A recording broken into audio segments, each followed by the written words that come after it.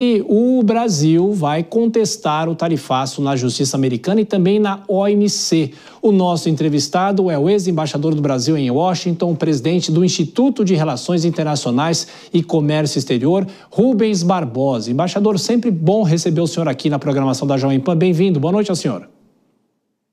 Boa noite. Obrigado aí pelo interesse de vocês.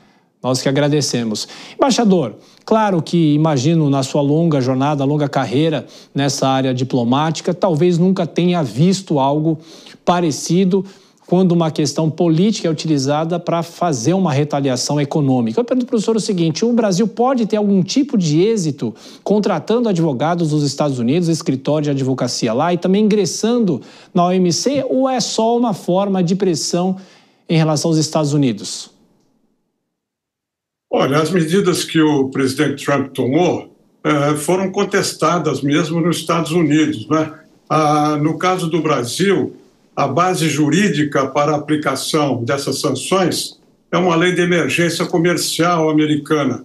E há advogados nos Estados Unidos que pensam que essa legislação não podia ser aplicada sem a aprovação do Congresso, entendeu? Então, há uma possibilidade. Eu não sei se o judiciário americano vai aceitar esse pedido de anulação das sanções, porque, como nós sabemos, o presidente Trump tem uma influência grande, não é?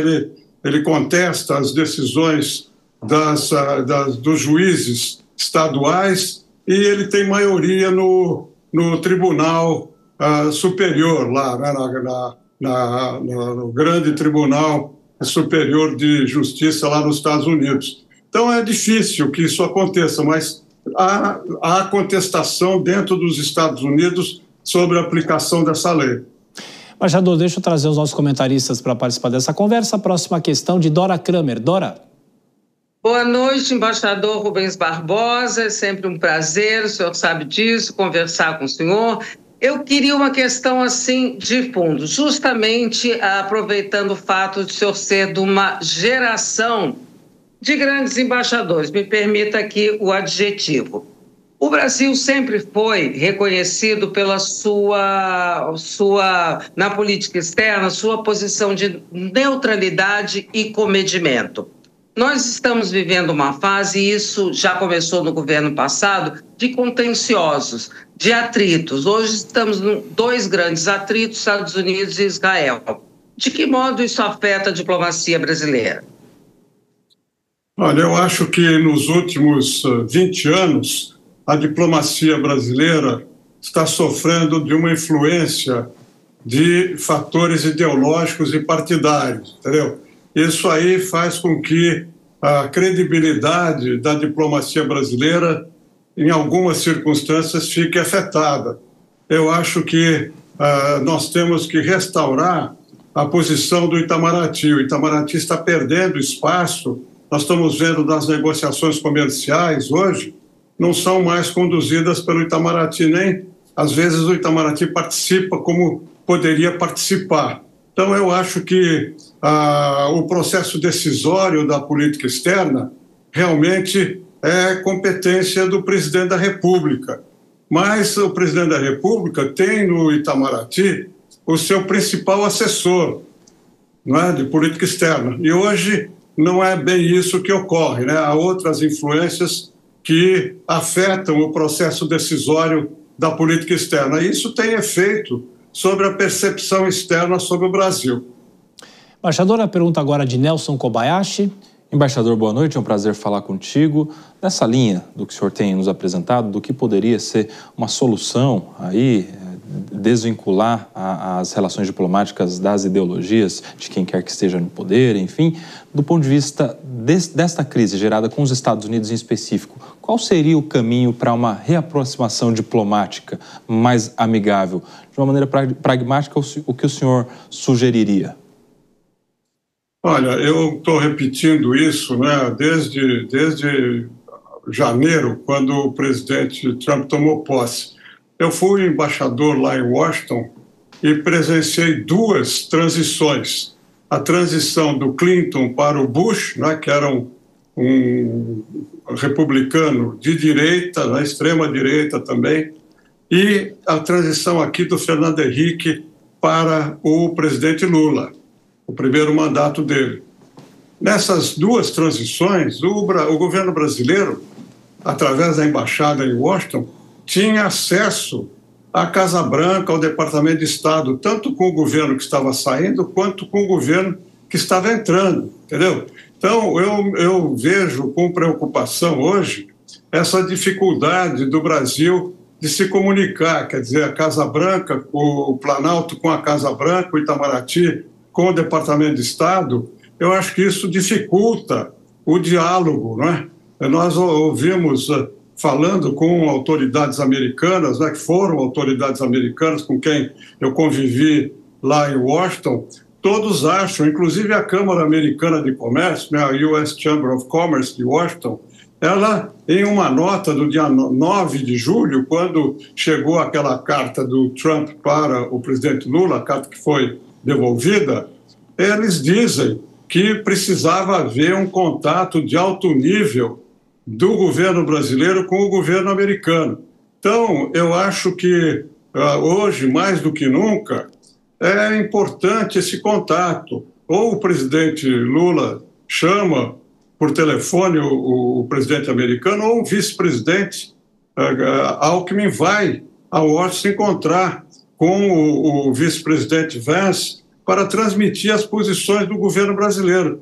Porque até aqui, nesses 8 meses, né, desde da campanha eleitoral até agora, a oposição ao governo atual é que está sendo ouvida lá em Washington. Não há uma só versão, a versão da oposição ao governo atual, sobre o julgamento, sobre a situação aqui no Brasil. Eu acho que essa situação agora, inclusive, vai ficar mais complicada, porque, além da negociação comercial, que foi muito bem feita pelo vice-presidente Alckmin, junto ao Departamento de Comércio, junto ao USTR, ela não anda porque falta a decisão da Casa Branca.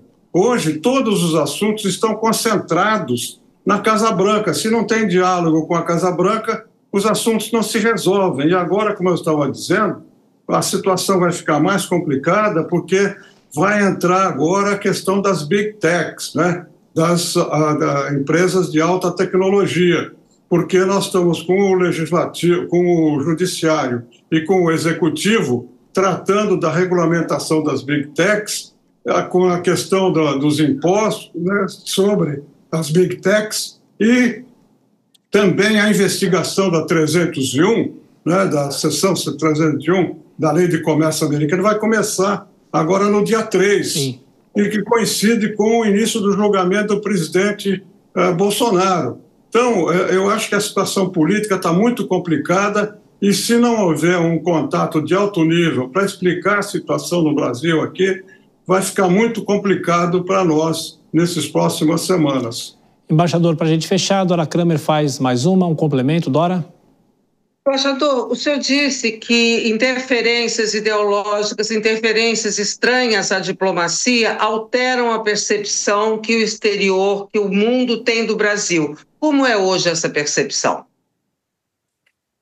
Pois é, como eu disse, você tem uma política no Itamaraty de equidistância, de independência, mas as declarações de altos funcionários aqui, né, do governo brasileiro vão no outro sentido. Quer dizer, o Itamaraty, por exemplo, né, na guerra da Ucrânia, quando estourou a guerra, o Itamaraty, lá no Conselho de Segurança, fez uma declaração condenando a invasão, condenando a ocupação do território, falando da quebra da Carta das Nações Unidas, mas, em seguida, outras declarações colocaram também a Ucrânia como responsável pela guerra. A percepção é que o Brasil toma partido de um dos lados, né? Tanto na questão das tensões entre os Estados Unidos e a China, quanto na questão da guerra da Ucrânia, da guerra de Gaza,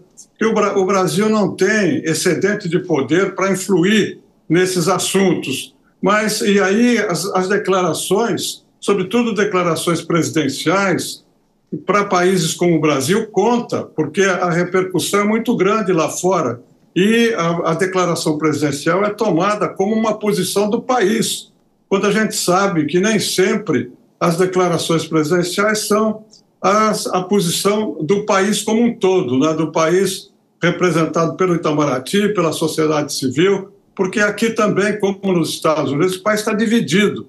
Então, nós temos a posição da União Europeia, a posição da Índia, mesmo a posição da China. A gente vê que não há pronunciamento dos presidentes, não há pronunciamento de altas autoridades. Eu, pelo menos, não vi nenhuma declaração do Xi Jinping ou do Modi lá na Índia sobre a guerra da Ucrânia, sobre Gaza. Há uma condenação geral, mas não uma condenação como nós estamos fazendo aqui. É nesse sentido que eu digo que a percepção externa é influenciada pelas declarações que são feitas aqui, que não correspondem exatamente à posição de todo o nosso país.